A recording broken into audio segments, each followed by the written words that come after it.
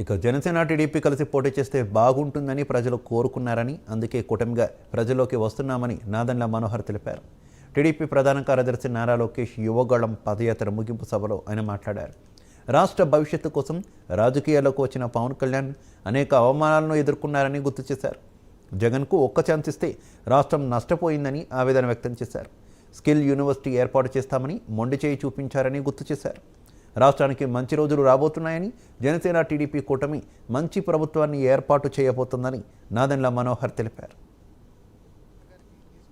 మన భవిష్యత్ ఏమైపోతుంది, ఏ విధంగా ఒక నిర్ణయం వలన, ఇటువంటి ముఖ్యమంత్రి వలన, జగన్మోహన్ రెడ్డి వారి ప్రభుత్వం వలన ఎంత నష్టం కలిగింది మన రాష్ట్రానికి, ఎన్ని అద్భుతమైన అవకాశాలు మనం పోగొట్టుకున్నామో దాన్ని మీరు గుర్తుపెట్టుకోండి. ఒక్కసారి మీరు ఆలోచించాల్సింది, ఆ ఒక్క ఛాన్స్ అని ఏ రోజైతే మీరు అందరు స్పందించారో ఆ రోజున ఎంత పొరపాటు జరిగిపోయిందనేది మీరందరూ కూడా గుర్తుపెట్టుకోవాలి. రాష్ట్రాన్ని మనం అద్భుతంగా ముందుకు తీసుకెళ్లాలి.